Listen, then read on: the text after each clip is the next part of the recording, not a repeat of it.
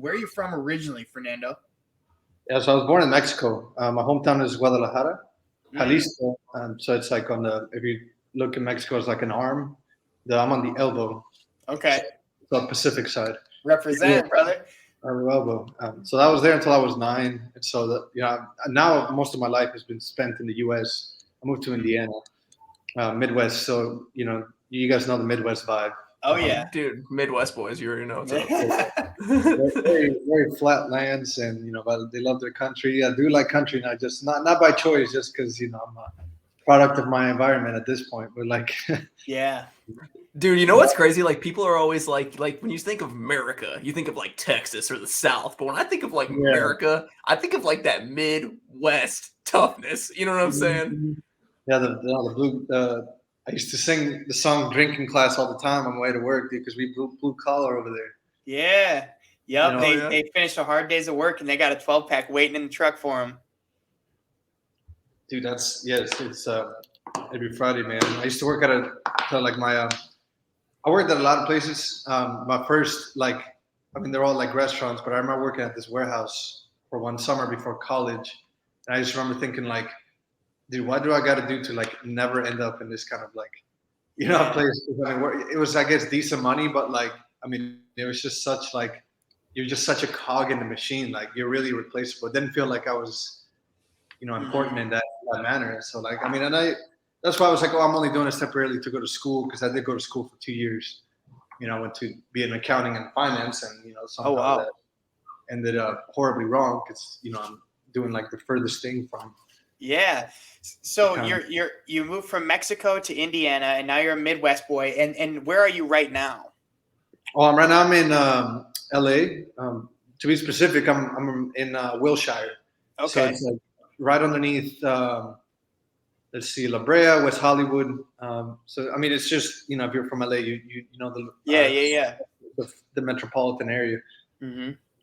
And so you go to LA. And how long have you been there? So I went straight to Catalina, so LA is like a whole situation. And then you go down to Long Beach and then take to Catalina. It's like another out of bounds situation. That's the way I would describe it. So this is like after the pandemic, and Nick knows, I was around 2020, after the pandemic, I mean, I'm sure I wasn't the only one. Clearly, I needed to figure out my shit. It was kind of like a moment to pivot, and ended up on the island as a zipline guide. I got there a year before Nick did, though. So okay. So for the viewers who are watching that don't know, I met Fernando on Catalina Island. So I had moved from Key Largo, where I was working with Ryan, to Catalina upon my adventures, and then I was working at the zipline as well, and that's how we met. Yeah, dude. So the thing that just like a little tangent, I pulled up as a zipline guide, right? So the man Nick pulls up vanilla. Can we cuss on here or no? Yeah, bro. Everything goes, bro. Everything goes. Yeah. Yeah, he was vanilla as fuck, and and then within 3 months, the man was manager. You know what I'm saying? And I was there a year, and I was like, okay, now he's technically my supervisor. I was like, wow. All right. I was like, hey, you know what? Honestly, it was cool, doing that, and the thought of oh yeah, I've been here for a few months and now I'm a supervisor. But to be completely honest with everybody, at the end of the day, they were looking for anybody to fill that role. Just to be completely honest, I was happy to do it, and the pay and all that, you know what I mean, and the experience. Of just, you're fresh meat, dude. You're fresh meat. Yeah. They knew we were all acting up over there on the island, so they were like, who's the least problematic? The guy that's behind the front desk putting in the work. The new guy. So let me ask you, Fernando. Now you're a zipline guide there, but you've always been doing photography and cinematography and doing that kind of stuff. Or when did that kind of stumble into your reality? That's a good question. So I would say when I bought my first camera, it was very Canon Rebel T3i back in Indiana. Mm-hmm. And when I remember looking through the reticle or the optical screen that you look at for the first time, and I'm like, it looks real crisp. And then I think that just caught my attention enough to keep like pursuing that interest. And by the time I got to Catalina, I wouldn't say I was like, this is what I'm going to do. Catalina really created a space for me to explore my interests, because that's the reason why I went there, to figure my shit out, figure out what I was going to do. It turned out that I did, figure out that was my passion, but among other things. Yeah. But essentially, I got, on the year and a half I was there, I would practice shooting, taking photographs. So whenever, Nick knows, whenever we would have gatherings with our coworkers, and every Sunday we would have family dinner. And so like a lot of the times I would have my camera out, just capturing the moments. And I really enjoyed making videos for my coworkers. Right. When I made my first one, and I just saw the positive feedback, I'm like, I enjoyed, creating, or really what I was doing is telling a story in a way that invoked emotion and critical thought. At least that's what I do now. Whatever I create, I always ask myself those questions, like, what emotions am I invoking in people that watch my video or photo? And am I, what's the purpose? What impact is this having? But that's down the line. Back then on Catalina, I was just exploring. I was like, fucking around and finding out. I'm saying I created this, and then I'm seeing like what people reaction were, and I'm like, okay. Back then I was like, if it's not good, then it's like I fucked up somehow. But now, if I do it, it's just like, why didn't they like it? Oh, it has to do with like, their perspective. I've definitely practiced a lot about putting myself in other people's shoes and understanding, like, why did they react the way they do? And I'm like jumping around, but no, that's okay. It was like a real, I want to say, like, playground for that kind of thing. And I wasn't the only one. Like I found a motif, and Nick will attest to this. Like almost everybody that was on that island and didn't end up there by accident.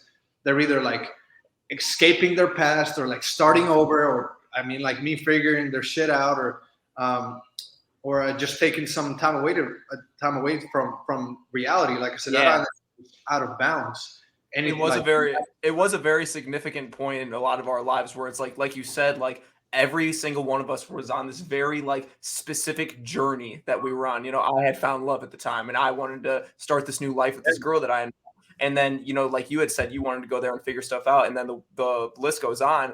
But I want to go back to what you said about like invoking emotion and like catching the eye of us, in a sense, because I remember when you had first opened your drone and you had taken that video where you like are sitting outside on your porch, or you're like coming out of your porch, and the drone is like zooming out, bro. And it was like crazy, because he's like, oh yeah, I just experimented with him. Like, bro, like for you to create that, like I could feel like that ball of energy inside of me like rise up. I was like, wow, like he captures the whole island. It's like it really did capture that story, in a sense, where it's like, here's this guy living on this island, middle of the Pacific Ocean. He's just walking outside on his porch, and then immediately like the music switches and you can see the whole island, and like it just created this adventure and this excitement. And it's like, who is this guy? Like, what is next? Like, what is this happening right now? And I wanted to ask you, so like you started the droning. So when did you transition from, oh, I like to take pictures, to, okay, maybe I want to take videos instead? Or maybe how did you think about like combining those two art forms together? That's a good question, Nick. And I know the video you're talking about. That was literally my very first drone video. And dude, what surprised me, I think, was just how easy it came. That I 2 days after having bought the drone, like I just was able to create something that was literally dope. Like to this day, I still use that video to get clients. Like that's how I'm really surprised with myself, because I'm like, dude, my skill level at that point, I could have been doing this a whole lot sooner than like, because I was, I think, when did I got that? It was right after we shut down the first time, because we shut down the zipline like one time because the pandemic got bad. But dude, the drone was really just a tool. When I started with photography and then I got into video, with photography, I found it kind of boring in the sense of like, okay, I took the photo and then I edited it in Lightroom and then like I made it look dope and everything. But then I'm like, that's it. Like, it's like I can bulk edit a lot of photos, but then I'm like, okay, what's harder? I found it too simple. And then I started diving into video, and video, it's like a whole, essentially video is just like 60 photos per second or 120 photos per second with sound. So it's like, you always got to be, every factor that you take into a photo, you got to keep taking that factor like over continuously over however long you do the video. And so the reason I got the drone was like, okay, that's just first of all dope, and second, First of all, no. Straight up, straight up. Yeah. And just the fact that like you made that video on your first video, it's like, okay, this guy's clearly talented. He's got an eye. And where can people find that video that we've been talking about? Is that on a YouTube page or is it on your Instagram or? It's not on my Instagram. My my Instagram got hacked, so I started a new one. But like that's on my website, my portfolio website. Okay. Also my Vimeo. So I can, obviously I can, send you the yeah, send that to us and we'll put it in the description so everybody can check that out because I want to see it at this point. But yeah, okay, cool. Really cool. So you get your camera and you start doing that. And how long were you using the camera taking photos before that transition to the droning and the videos and stuff like that? So I got the drone in January or February of 2021, and so with the camera, I want to say it was 2 years with the camera, and then on the third year, that's when I got the drone. Gotcha. And then yeah, go ahead. And is now that you've been in the drone game for almost 2 years, I'd say, what is that technology like? Is there some like from the drone you got in 2021? Are there some now that are so much more advanced, or is it all kind of the same shit? No, dude, I'm late to the game. I'm late to the game as fuck. I see. I thought I was ahead of the game. No, I'm late to the game. Because so like the one I got was very prosumer. So it's like if you're a pro, you know how to use it. You can make dope shit, but also it's very accessible to consumers.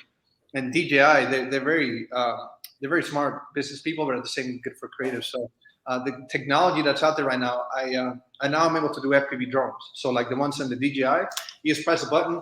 It's able to rise up, and then you don't have to do anything. It just hovers. It has that computer's calculation. So that that makes it easy on the consumer.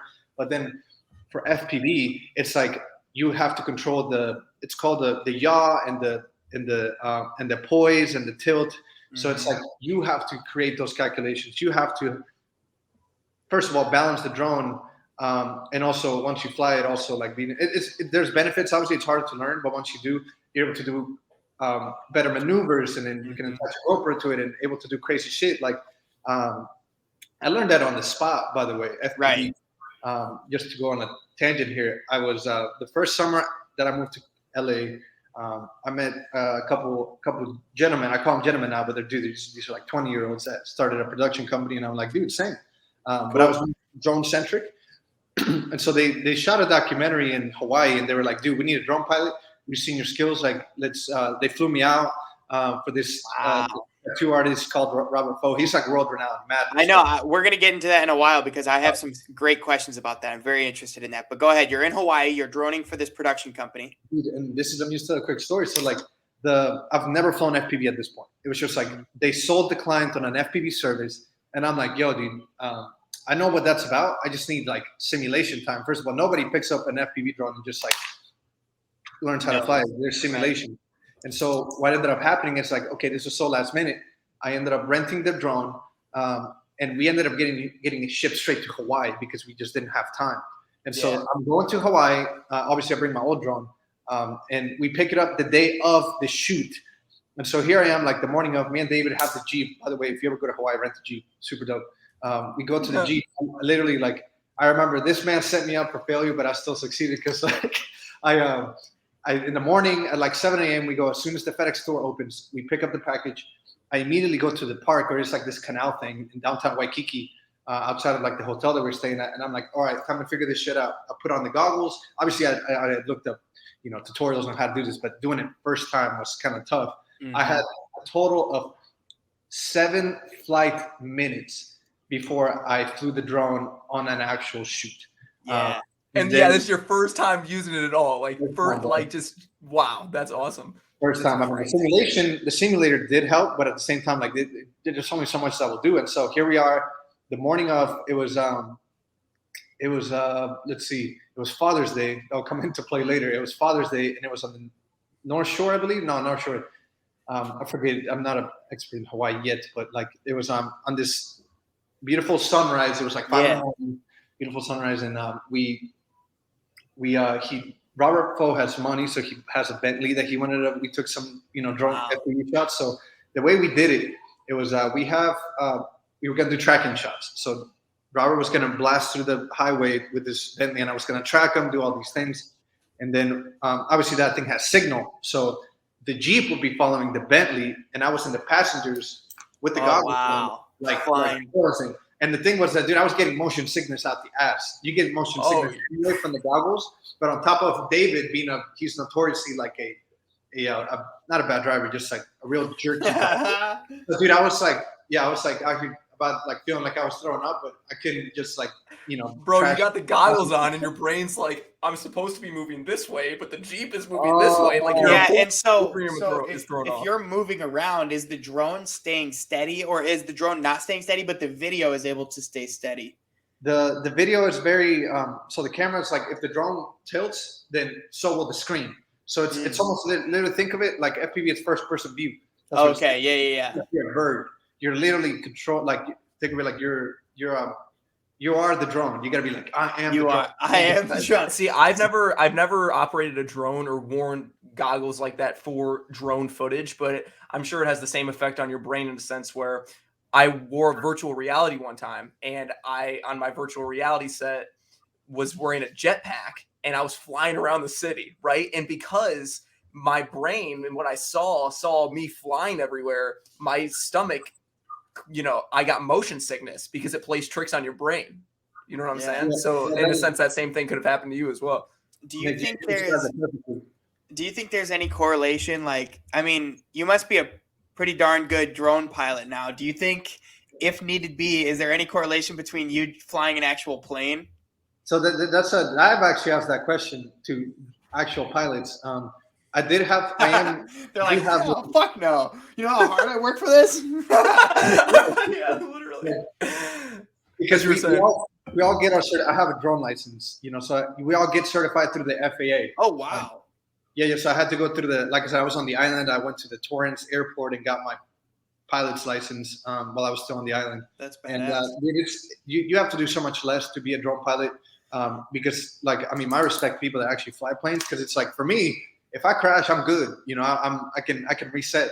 But like, I mean, I do have to buy a drone, right? But if you're an actual pilot, like, obviously there's a more arduous training and a lot of things you need to make sure to avoid, at least to the best reasonable way possible, that like you're able to react accordingly. Because I mean, yeah, it's like they do teach you, like, in case of like there's planes nearby, a drone always has to yield. So like there's a helicopter.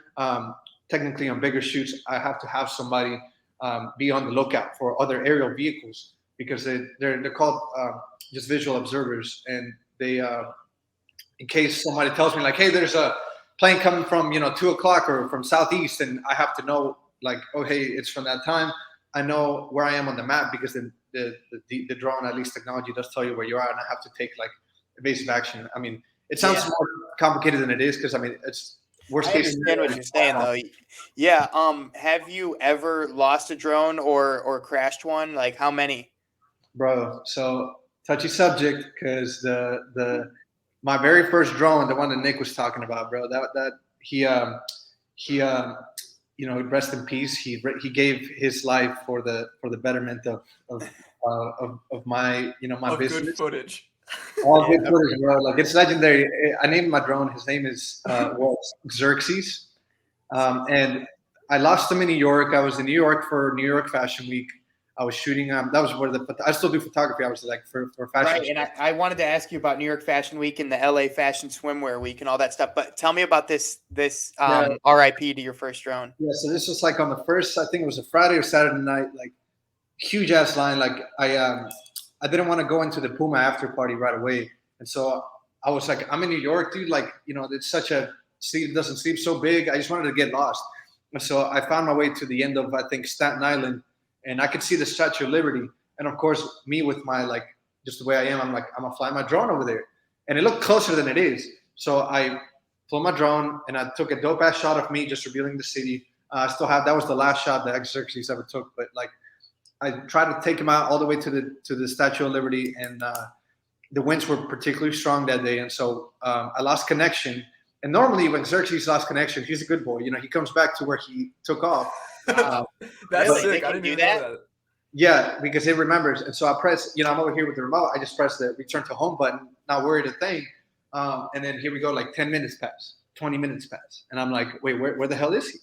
And so it dawns on me that like the procedure that the drone takes, and it's already preset. This was completely my fault. Whenever I have pressed the home, I have it automatically. Xerxes rises over 500 feet or a set amount, and then goes back. And the reason I did that was because I'm going to be in the city. If I ever lose connection, I don't want him to directly just crash into a building. So I want him high. But the higher you go, the stronger the winds get. And these drones are only rated for certain wind speeds. And so what ended up happening, the drone still keeps recording all the way up until it can't anymore. So what happened, and I still retrieve that footage. You can vaguely see the Statue of Liberty in the end as it was going up. And then all of a sudden, it just like, boom. And Xerxes is at the bottom of the Hudson River at this point. So that's holy shit. How much was that drone? Like, how much are these drones that can do all this stuff that you're talking about? Xerxes was priceless, but if you want to get a knockoff Xerxes DJI Mini 2, those will set you back. When I bought it, it was $600. Right now, if like the Mini 3, it's newest generation is about $1,000. So that's the price range. If you want to get into droning, like a lot of people buy drones, and it's cool to like get into like recreationally. You don't need a license to buy a drone and fly it around recreationally, like in your own home. It's just like once you get above 400 feet, then that's when you get into like actual like legal airspace, and you need it. Like not fucking. What are some other Fernando? cool What do if you don't mind, Brian? Yeah, you're Fernando. good. So what so you said you got to New York Fashion Week, right? So was that the first fashion shoot that you went to, and how did you come about getting that opportunity to go and shoot these fashion shows? So New York Fashion Week was the third fashion show that I went to. It started out locally here in LA Swim Week, and then I went to Miami Swim Week. All three of these I went with a former business partner of mine, but him and I we went to New York Fashion Week. That one we kind of left it open. We were wanting to see what we wanted to cover. For Miami Swim Week, we went to cover a particular designer, Randy Cow, and then LA Swim Week was like my getting my feet wet. Like we technically finished our way in that bitch. But like New York Fashion Week was. I want to say there's the big leagues, because there's like in the fashion world, there's Arts Hearts, and then there's like, which is it's a production company that like sponsors these, like that's what it dedicates majorly itself to. But then the true Fashion Week, I mean at least the flagship one, these are like the sponsors of like companies. Like for example, the one I went to was sponsored by MailChimp and Intuit. So that was like, okay, that's the one like. That's I mean, not that the other one is legit, but that was the main one, and rightfully so, because some of these venues were absolutely insane.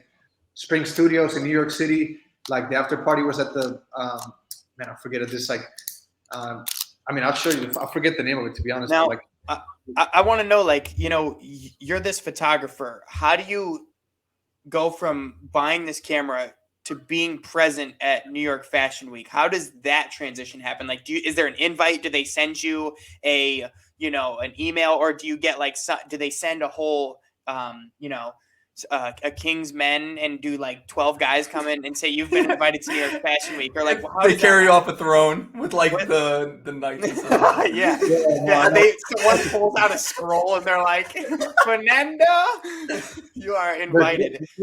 There's definitely levels of of involvement, and what you're describing is like the goal, where like they know who you are, they intentionally go out of their way to invite you, and then at that point you're just like you've been in the game a while. For me it had to be like you had to at least the way it is where I'm in the place that I'm at, I still have to reach out to designers that want me to cover, or that I say like, hey, I can cover your your run, or I can create like a documentary style content for you. And that's usually how it goes. If you're more local, like you can also reach out to the individual like production company. But like it was funny. There were many when I was in Miami. There's like 3 or 4 different fashion venues. One was called by I think some family, but I forget the name of that one. But it was a smaller one. and I get to the dugout. We call it the dugout where all the photographers are. And The normally, dugout. Yeah, you guys are in yeah, leather jackets, smoking cigarettes, hanging out.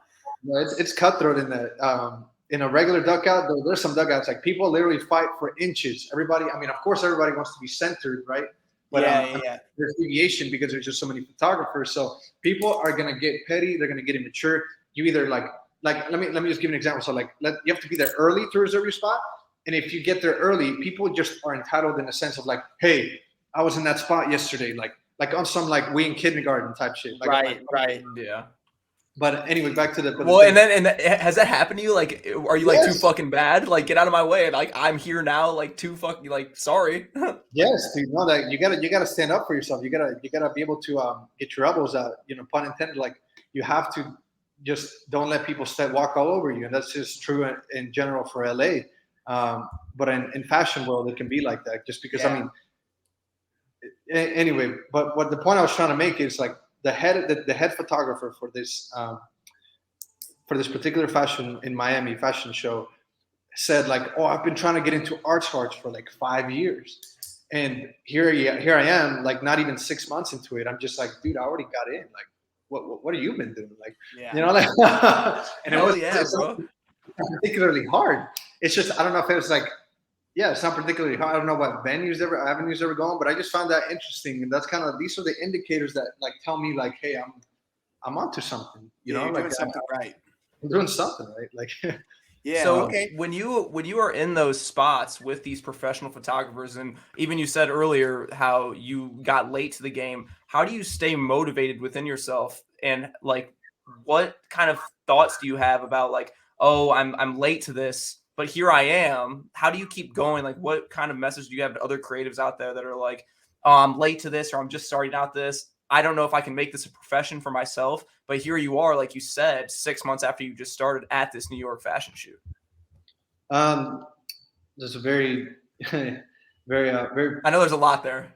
No, yeah. I think you actually touched on it a little bit, where you're like, you know, the energy's in you, like the drive, and I mean, I'm just gonna be straight up, like, you know, the desire itself, the you know, the hype of it all, the idea of it is not going to carry you to the point where it's self-sustainable. There's a period where you have to struggle. It's just inevitable.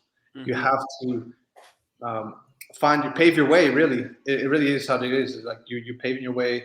For me personally, I can say like I just I made poor decisions in terms of like business partners.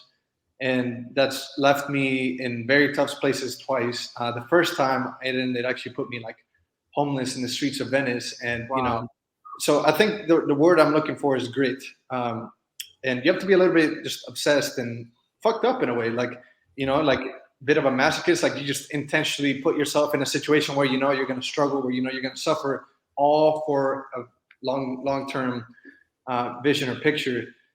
Because, I mean, dude, like, you end up homeless. I mean, I say homeless like that's such a, like I was just, you know, didn't have a place to stay for a couple nights. You know, that the true homelessness here in LA, that's another issue, man. Like, my respects to people, but at the same time, like that's another issue. Like that's a mental health issue, not a systemic issue. But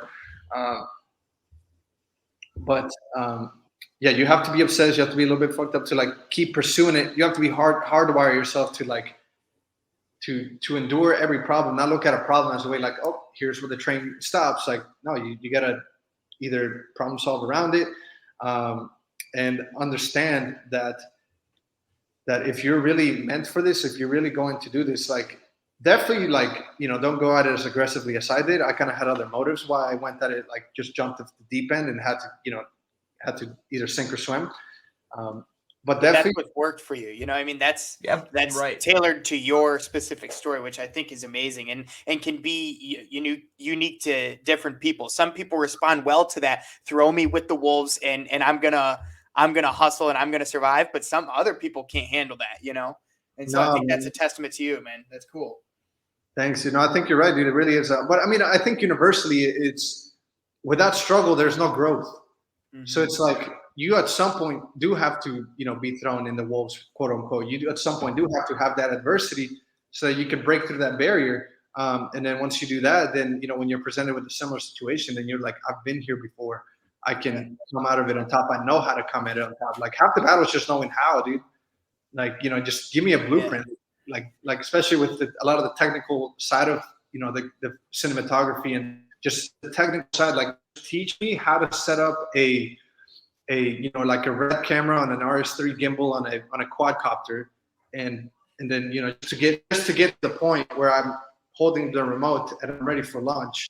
Because at that point, like, that's just me feeling out the drone in and of itself. But yeah, go ahead.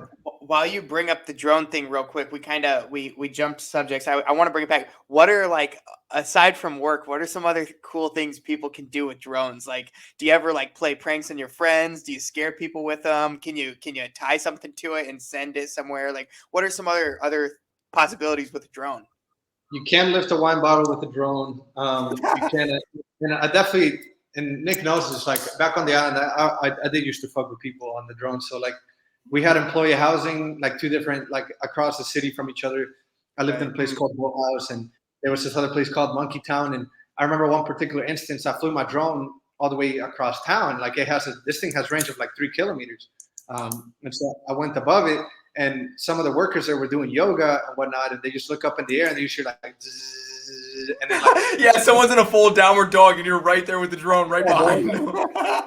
And they look between their arms and legs and they're getting a photo shot right there. No, it was Sarah and Monica that were doing yoga, and they started freaking out. I bet I still have the footage. I have footage of them like looking up at the drone and then like acting normal for a bit, and then like hurrying up and running inside. Just like I mean, at that point they have to know it's you though. Like I wonder if they were like, oh, that's Fernando, or oh, that's the FBI. They're spying on us. Yeah, man. You know what I'm saying? What do you think about drone warfare? Like, I mean, is that going to be a thing, or are drones here for the betterment of society, or could they be used for evil? Well, that's a good question. There is commercial applications to drone. I'm more on the creative side for sure. And originally, when I got my drone license, I had every intention in going into the commercial side. So we're talking, field surveying for real estate companies to, to obviously get these are like specific drones with like LiDAR scanners and things that will make a 3D map of like a property. You can also have drones specifically with clear like just good optics to check on like these giant poles or giant telephone poles, or I forget antennas. The guy that put me onto this commercial side lives in Hawaii. His name is John Lethan. He was actually a guest on one of my tours on the zip line, and he put me onto the idea like, you don't got your drone license yet, and I'm like, you can get a drone license. And I'm like, so that kind of he was gonna set me up with like a job in San Diego, and with like his other drone buddies, but like that never came to fruition. Obviously I was kind of drawn to the creative side, but there's commercial aspects to it. I feel like there's more money there than because everybody wants to do the creative side. Mm-hmm. As far as the military, my guys, I do know people that have served that are UAV drone pilots, and that's another level. Like I obviously have interesting conversations with these veterans or current service members, because like in a very similar way, they're obviously in a remote place. A lot of the time they're stationed in the US and the drone is flying across the world. So just think about that. Wow. That's insane. And then, obviously, my drone is not, equipped with, Predator, missiles. Like, I didn't have a 5 kill streak on Call of Duty, and all of a sudden, bam, let me just get the what's next? I don't know, the jet escort, I forget what it's called. But anyway, like dronings are the laws are actually getting so updated that every 2 years I have to renew my license. The test is going to be completely different. There's going to be new things that come up. Before I wasn't even allowed to like fly my drone over highways, but now it's like you can fly over people if they have something in between you and the drone. They're tiptoeing with the line. They're flirting with the line, making it between like safety and just like practicality of these drones. So it's like the FAA, that's the regulatory. Now, if just for say, I was doing yoga in my backyard and I see a drone come up into my backyard, am I allowed to throw a rock at it, or am I going to be at fault if I ruin someone's drone for being over my property? Man, dude, that's it. Really depends on the situation. Here in LA, people definitely appreciate their privacy. We're talking people in the hills, people in Beverly Right. Hills, like Woodland Hills. People, there's laws in those cities that prohibit drone usage for these awesome like mountainside estates, because like you are like the only thing you would be catching there is people's estates, and so there is like, I mean, if you're a person in that you own the house and there's a drone, you do have airspace, quote unquote, and you do have Oh, wow. the right to shoot that down. If in Beverly Hills Rodeo Drive, there's there's a police drone that catches. Oh, what? Yeah, I'm telling you, dude. Like here, LA is such a like forefront city. It kind of takes that first step into like and then the rest of the country catches up, and then the rest of the world catches up. Right. So that police drone could pull over your drone? Right, dude. Let me we yeah, but it doesn't pull her over. More like catches it, either electromagnetic signal, it like cuts off, or like they use nets too. Oh my God, that's so cool. Yeah, I'm telling you, bro, they will take away your drone, and at that point, you got to be careful. If you get your license, you are technically like part of the procedure. You are supposed to check the aeronautical maps. That's something I had to learn how to read aeronautical maps. Yeah. To just judge. This is private airspace. This is Class C airspace. If you're near an airport, oh my gosh, you fly a drone, you're shit. You're gonna be asking for trouble. I mean, definitely fined, but like you could be jailed because like, dude, they don't fuck with that. Like think of it, like you're there's a park near the LAX that like it's a beautiful shots because people like to like the planes fly out over you. And of course, my first instinct, like, damn, I bet it would be like such a dope video to capture a plane land. But then it dawned on me, I obviously don't have ill intention, but it is so easy for if the drone can lift a wine bottle, like I was saying, you can think of it like GTA, attach some sticky bombs to that thing, all of a sudden fly it in front of a plane, and bam, it's just very obvious way of using it. Like that's why these things are in place. Like within an airport, think of it like an upside down cake. It's like a cone. The immediate area around an airport is a no-fly zone, and then you get to look up, it expands, and then you get to the high, and it's like all at the end. Like you can't. Sorry, it's kind of messy, but yeah, you got all the just not even a drone can get that high anyway. But yeah, Nick, what were you gonna say before I asked about the police drone? I was gonna say he was talking about kind of just like living in the LA area, and we've talked about kind of like the cool side, and we're kind of like going into like the different aspects of like the lifestyle of flying drones and stuff like that. So are there other things that come with this lifestyle of like creating and traveling and living in LA that you're maybe not used to, or like that you're not a huge fan of, or a lot of other things that came with it that you're like, man, I don't know if this is what exactly I signed up with, There's definitely been a lot of times where I'm like, dude, when I first started out on this journey, I didn't, sign up for this shit. LA is a very unforgiving city. It's very much like, they call it, Los Angeles means the city of angels, or like just angels, but all I see are demons, bro, if I'm honest. Like, wow. Out here, it's you got like it's the irony, bro. Irony, straight up. And especially in business and in the creative world and in Hollywood, it is very, very much like, everybody has an agenda. They try to get something out of you. It's very rare to find somebody that's A, genuine right off the bat, and B, doesn't isn't a scenario where like you do something first for me and then you get something out of me. Like it's very much a I would call it even toxic. There's toxicity to that kind of stardom, and I mean rightfully so. Everybody's trying to get invited to that party. Everybody's trying to get invited or just reach a certain level of like jumping up the social ladder. And living in LA, it's just obviously high cost of living. Public transportation sucks. I don't have a car, but I just have my way of getting around. Yeah. Typically, if a client wants me in a particular area, I usually charge them and ended up charge them like a mileage or anything of that nature.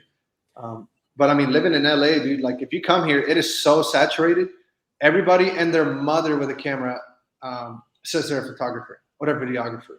And I think what will set people apart is A, the longevity that you're doing this, and B, obviously your work. Your work will speak volumes for you. It gets to a point where you don't necessarily need to start constantly reaching out and be like, "Hey, I'll do this for free." Yeah, And it then speaks you'll for get, itself. and because every job you do, everybody's gonna want to do it for free. That's just the way it is. And you get, I have found clients that value me for my work, but also like, they won't go for somebody lower just because it's free, because they know they're gonna get, like, you get what you pay for essentially. So like if you want, like the kid that just bought his first camera wants to do something for free, like you're gonna get that kind of quality of work. And then Yeah. once you got to do grunt work, there's just no way around it. Like you can't do it, and how fast you move up, how fast you build up your portfolio is totally dependent on you. I just had like, the drive and the motives, and a lot of, fortunately, the certain people were placed in my life that I was allowed to create the circumstances to pursue these things that not only give me authority but also just growth. Like I told you, the Hawaii shoot. Like, I learned, even though it was my first time, and that wasn't my best FPV flying. Just the fact that I was put through the fire, I was put through that groin, like, not groin, the iron, the iron. Yeah. Now So yeah, go ahead. So as you're you're working at New York Fashion Week and LA Fashion Week, all of these things, and you're working closely with some, some high profile people, maybe some celebrities, or, Yeah. I don't know what you would call them. Have you ever experienced some weird behavior or caught yourself in any weird situations from being around fame, money, and power, and what we talked about earlier, that some of that toxicity? Yeah, man, that's I wouldn't say I'm like at the top yet. I really like the Grammy shows happened. Like, if I'm in that room, that's how I know I'm like in good company. But the some celebrities that I've shot for, like Soldier Boy. I've shot for what's another one, like Jeezy. I haven't shot for him. He was, that Puma after party, that I did see some celebrities, and then there was Mhm. what's another one? A lot of B list. Some actors that have been in movies and whatnot. And so there's been like a lot. When I was at New York Fashion Week at Spring Studios, like Serena Williams pulled up, for example. It was like she had just played her U.S. Open, and she was close. Like the U.S. Open was in New York, so she had just come by afterwards. Right. So I wouldn't say I was at the very high top, but like these high end parties, like on Sunset Boulevard here, it changes people. Like I said, like everybody's trying to trying to network. It really is about like who you talk to, and some people are bullshitting. Like they gas their shit up so much. Right. When I talk about my work, I'm very realistic. I don't try and gas my shit up to a point where I'm just like, hey, I'm hot shit.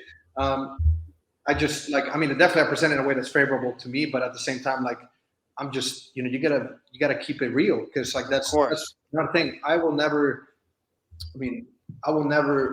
in my right mind want to go turn into what I'm experiencing a lot of here. I have just like, you get lost in the sauce.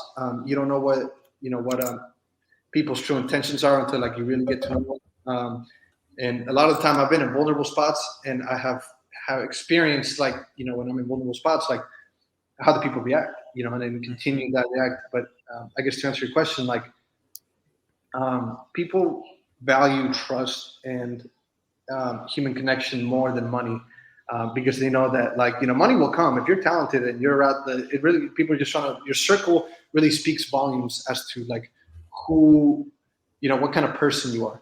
So here in LA, I'm gonna be honest with you, like I don't have very many friends, bro.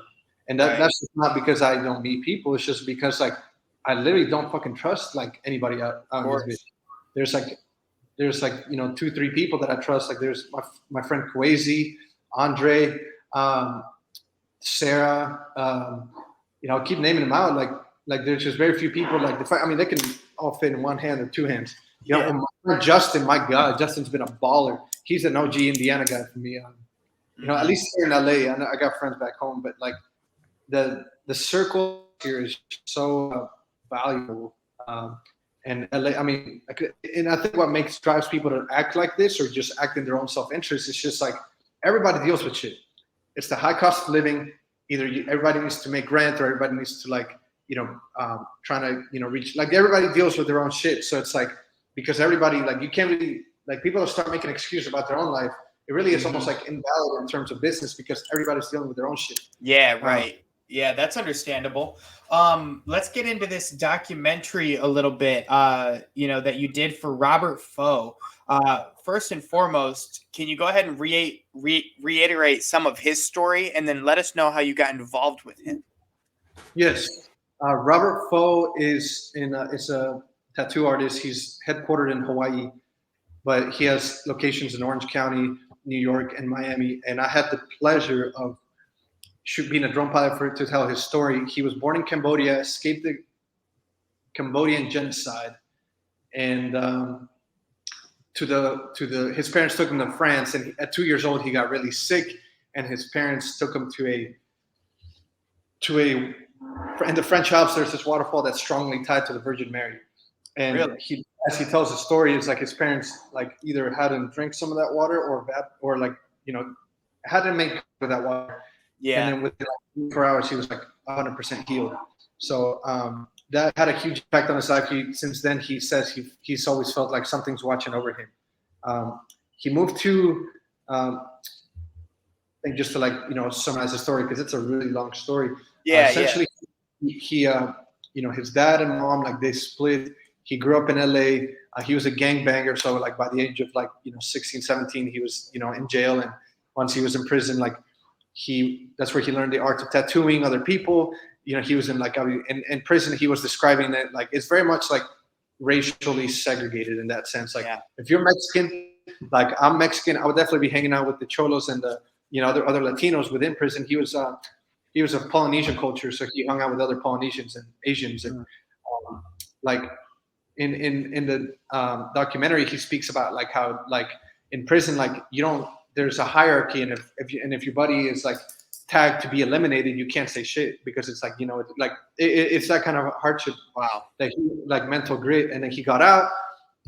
All he knew that was like he had the skill, and all he knew was like he wanted to do something with it. He built like I said, the songs I'll paraphrase. He gained and he built a business and then lost it again like 3-4 times. Got his credit card stolen. Got into a lot of debt, and eventually he was just like, "Fuck it, I'm moving to Hawaii." And he found a peaceful energy to Hawaii, and I think a lot of people that live in Hawaii can attest to it. I can attest to it just walking in Hawaii and some of the areas that we went to. Like that land speaks to you. That there's energy in that. The nature, everything over there is so like connected, maybe. Lack of a better word. So from there he has a family now. And now he's like I said, he grew his empire. He's like a world-renowned tattoo artist. There's like a year-long wait list that he travels around the world. So people do tattoos for him. So he hired my friend David and Gianni. Mm-hmm. They hired me on as a drone pilot. And I like this project a lot because like it was a small team. David and we both three contributed to the storytelling aspect of it. Like Robert, told us his story. But then we had to figure out like, hey, this is like the narrative forces that we want to point out or how we want to tell the story. This is the kind of which led eventually to the shot list. That's kind of the creative process. Right. These are the concepts. These are the narrative forces. And then from there, like, how can we portray that? What emotion are we trying to invoke? What critical thought does the audience going to receive? Like think of it like a catered event. When the moment you walk in, whoever set up that event wants you to feel some type of way, whether that be like you're welcomed by a red carpet or whether you're welcomed. That's the kind of, there's a lot of psychology to documentaries and so so that's, Robert right now, after that, I haven't, he lives in Hawaii. He sometimes visits in Hawaii. I've been I've stayed in touch with him. He's doing another one where he did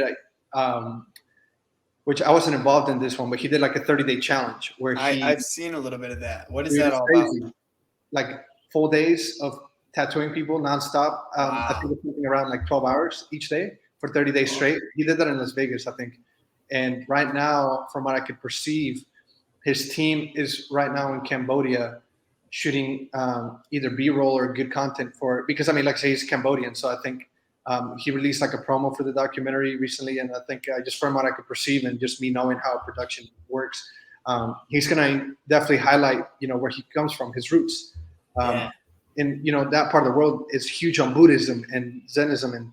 And that was something we try to highlight on the documentary, where like he definitely has these Christian elements, and it comes from his experience with the Virgin Mary waterfall. Oh, But yeah. also in his house, you will find. I mean, I'm not trying to like just expose what's inside Robert's house without detail, but like he has both Buddhist and Christian elements that you would think would clash, but like they share a lot of the values. I think if you it would clash only if you're like a real ideologist, or you're like Right.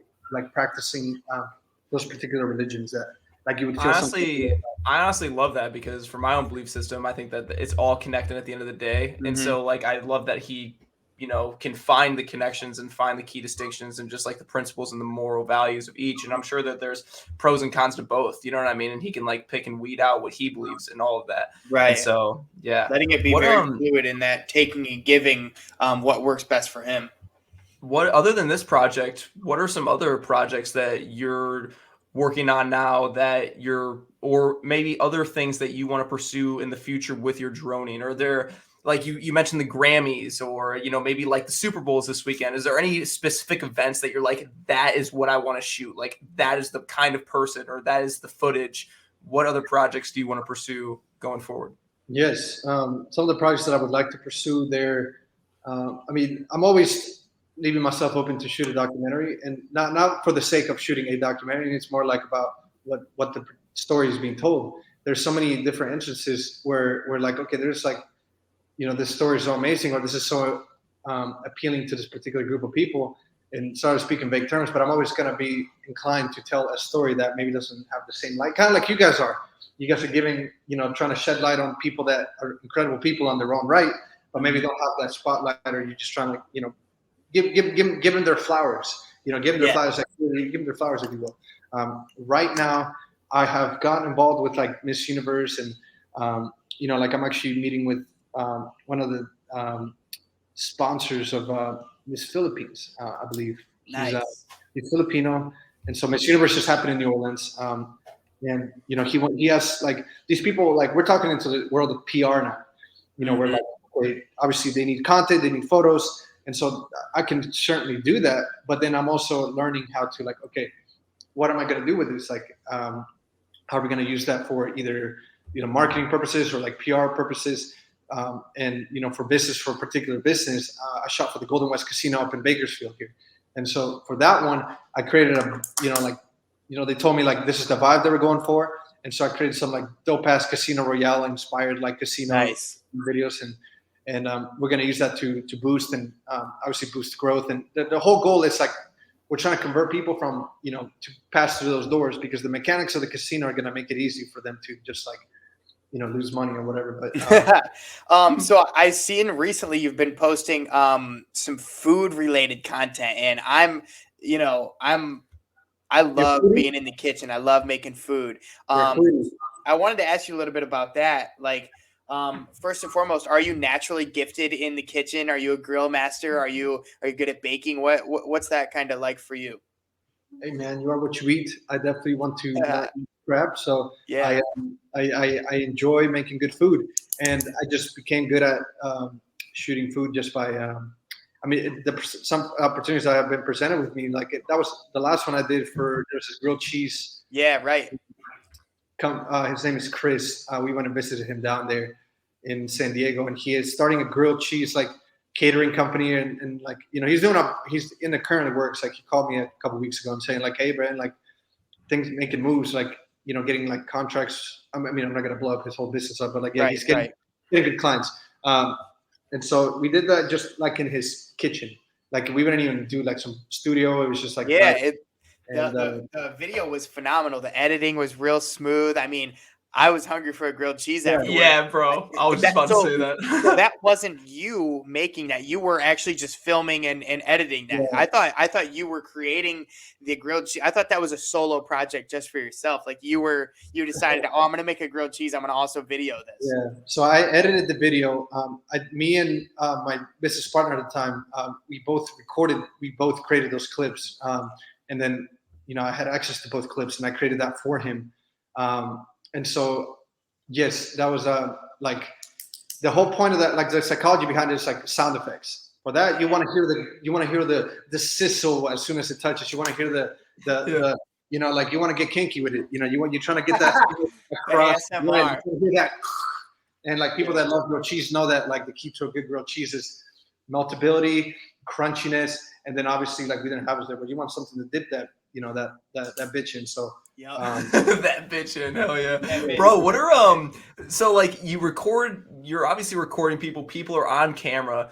How do you get people comfortable with being on camera? I mean, I'm sure there's some times where they're not being as authentic behind the camera as they would just be naturally. Are there any things that you have to say to them, like, hey, just relax, like, you know, it's all good, like, are there times where people are like nervous and you're trying to navigate that? yeah, I get that a lot. Part of the territory comes like you have to learn how to talk to people, how to manage egos, really. Not for like, you know, get somebody comfortable, but like you just have to learn how to interact with people in a way that like you're able to facilitate them for your shots, because you know what you want. You're trying to get them to do what you want. So when I produce this podcast, is for this doctor that wanted to create a space for young Black women. I mean, women in general, but she emphasized on Black women to speak about their fertility. And so, like, she was very nervous at first. And I remember on her first shoot, I was just like, hey, relax. Like, I know, because this is like, you know, this is her calling. She wanted to create this. So she was obviously inherently nervous, and then not being used to be behind a camera. So I just had to like, you know, walk her through like, hey, like you're talking to me. Don't even look at the lens. Like you're talking to me. And then things I did to make her more comfortable is like when she would look at me, I wasn't just there. Like, I mean, granted, we were sipping on mimosas at that time, but that's not neither here nor there. But, so I would be making eye contact with her and just kind of like, I mean, like I was listening, you know, just make her feel comfortable, especially in public speaking. If the audience is reacting to you, that gives you more comfortability. So I was just like, yeah, like. And just making her, I mean, feeling I would like give her signs like, you know, like, no, look at the camera, or like, all right, wrap it up, because, you know, this SD's about to fill up type deal. But yeah, it's almost like you have to read the person, be like, okay, I see you're more of a shy person. No, I see you're very energetic. I actually need to tone you down. Or people that just don't know how to, like for the casino one, I just have to tell people like, hey, you're a dealer, like you don't got to do anything special. Whatever you do is correct. Like, and he was wearing a mask, so he didn't necessarily like, you know, facial expression does give a lot. So, you know, luckily the people that gave me at the casino were like two workers that were there, so they were not actors, and I had to work with that. Oh wow! I was just telling like, good thing poker face is just like just regular face. Yeah, Yeah, right. I don't need you to make it all dramatic. Just have them go all in, and then you just like act unfazed, which is, you know, just pretend like nothing happened and look at him. So I mean, like I said, yeah, just, right. Like playing poker in like a poker face and like looking like you're gonna fart. They don't go together. You know what I'm saying? Like you got to be able to navigate that. Don't do that. And I mean, people in the casino, like, I mean, you're dealing with actual money. People get touchy. That's how it is in business. Like once you're dealing with money, people will get touchy about their money.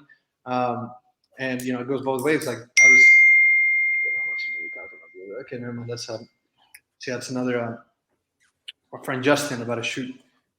Shout out to Justin, by the way, you're the man. he's a busy man. He's the Indiana guy, right? Yeah. Justin, the Midwest man. Yeah, no, he's from Chicago, but I met him at Ball State. He was actually a roommate of my high school best friend Eddie. But yeah. So I don't want you to give away any of your secrets like a magician or anything like that, but can you give us any insights on what apps you use to create this this on-screen magic? Yeah, dude, it's I use the Adobe Suite and DaVinci Resolve. Really started using the DaVinci Resolve recently. Adobe Premiere for video editing. After Effects for some, like once you go on to get like frisky with the footage and try to do some like cool like effects, and then Lightroom for the photos. And DaVinci Resolve is more for like, I mean, it's for like color correcting, color grading. When you shoot this footage, just to give like a little bit more specificity, you shoot it in log, meaning it's very flat. It looks like there's no color, and that's intentional because as someone that like that gives you the room, the dynamic range to manipulate the colors. Right. Like for example, if you take a photo with your phone, you know that it'll give you good. They've gotten pretty good like on the settings, but then if you want to edit it, you can only put so much color into it. So you can always take away so much vibrance before it starts looking like that is clearly edited. And I think something that got me is like, how can I make it look as dank and as intriguing, as captivating as possible without someone saying like, okay, that is obviously edited. Yeah. But like, to a point where it's like untasteful. It has to be tasteful always. You got to do it with taste. You got to do it with Always. taste. You got to keep it cute. You know what I'm saying? You got to keep it cute. I like it, man. I like it. And then the last thing I got for you, Fernando, is do you have any special talents outside of what you're doing with the cameras and the drones? Are you a good break dancer? Do you do opera singing? Is there any other special hidden talents you kind of have? Well, I mean, I'm musically inclined, and I think one of my talents, not even talents, I think one of my big drives, I'll twist your question a little bit, is, I'm able to do all this. And, obviously, like I had this planned or I had this, like, built out for myself, and I'm like, I'm going to pursue this. But when times got tough, something that really kept me going, I wasn't doing it just for myself. Like Nick knows, I have a son. So, like, and that happened around the time of, like, it happened on the island, just to be transparent. And so, right as I was about to make this leap of faith, if you would, go to LA, I'm like, okay, I'm a single guy. I make $16 an hour, and with tips during the summer, you might bump it up to like $21 an hour. But like, that wasn't going to raise a kid. So I knew, at that point in my life, I had to make something happen. I had to make, something had to give for me to be able to be more lucrative, because I wasn't a college graduate. I didn't have that degree to like set back on. And so this past year has been totally dedicated to getting to where I am right now, where I'm just now really arriving at a point where, like, hey, I'm able to build myself wiggle room to travel, because he does not live in LA. His name is Rome. He lives with his mother in Maine, across the country. Like, it could not be further away. But yeah, that's that is my priority. That is my goal, to be a father at this point. And right now, it's, to me, it's a luxury right now to be with my son, because of, like, don't make it like love just doesn't pay the bills. I need to create enough financial stability to give my son the life that he deserves. That's incredible. And I love that, because it's like your two drives, like your drive to have your son like have an amazing life, and your drive for creativity, they can just go hand in hand, because it's like, okay, in order to create this amazing life for my son, I have to be great at this, and you just grind at this thing you love, and eventually, and it sounds like it's already manifesting into what that is, and I can only imagine, year 5 down the road, you're gonna just have this immense success in this creative field, and you're gonna be able to provide your son with that life that you want to give him. Yeah, man. No, that's it, Ryan. You got something to say, or I was just agreeing.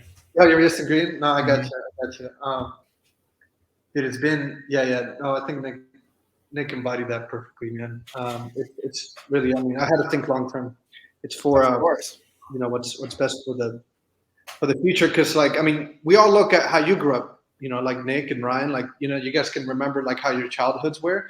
And I don't know, like, I don't know if your fathers were involved in your life, but, like, it does make a huge impact if your father is not in your life. And so that's, like, I'm literally racing the clock here. Like, how quickly can I get to a point where I can have the resources to travel back and forth, or, like, set up a better situation where I am physically in person with my son Rome, and being able to just not be the Is there a possibility that you can relocate to? Are you locked down in LA right now, or are there opportunities to, like you said, you shot a New York fashion show, where you can move to New York City and, like, develop that career and lifestyle, like, in a closer vicinity? Yeah, that's this year. That's the goal for this year. Nice. Okay, that's awesome. This year, because, like, I'm pretty entrenched in LA. Like, obviously, I got my people, I got my connections here, and New York is so much closer to Maine. Like, I was able to meet my son last September, because I was traveling to New York Fashion Week, and I was just, it was like a 2-hour flight to Boston, and had to take a 5-hour bus from there to get to, like, Bangor, Maine, and then get picked up by his mother in go to Old Town, Maine. So, like, I just whatever. I don't look at it as like that's too much work. I'm just like, what does it take to get that shit done? And then, like, like you said earlier, the problem is not where the train stops. The problem is, how am I going to navigate this? It's not a problem. It's just something you have to work through, So that's awesome. Nick, anything else for Fernando? No, that's it, man, dude. I thought this Fernando, was amazing. it's been a pleasure having you on, bro. Of course. Long time Thank you coming, so much man. for coming. This has been an amazing conversation, dude. I've had an amazing time. Yeah, and Fernando, stay on the video after we exit here. I'm gonna give you a couple cues. But again, thank you so much for taking the time out of your night and spending it here on MMMORE. I'm sure everyone out there who watched this interview is really going to enjoy welcoming you to the MMORE universe. Everyone like, comment, subscribe, share this with everyone your friends, your enemies, your grandparents, everybody send it around so we can get Fernando some love on his Instagram page, which I'll go ahead and pull up here. You guys can go and follow that immediately. And then we'll also put his portfolio in the comments as well, so you can get that link as well. Yes. Hey. No, follow him. Outdated. I need to update it. I got some stuff to put up, so I'll get that up. Yeah, we'll be watching. I was really Hey, hold on. Back up. Go back to that screen. Yep.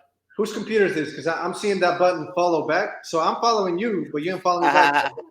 You gotta follow. Hit that follow. Yes, it's done. You caught me. Hey, I swear to God, that was the first thing I was gonna do after we got off. That's awesome. And more production. Oh, that's cold, brother. That's cold. We had to make sure you showed up first and foremost. Right. Thank you again, Fernando, and everyone. Thanks for watching. This has been the MMMORE podcast. We'll see you next week. Peace out, guys. Love you, bro. Dude, don't stop doing this thing. You guys say it's like the final episode. Is that? No, we were kidding about that. No, we're definitely kidding. Yeah, no, we're definitely kidding. Yeah.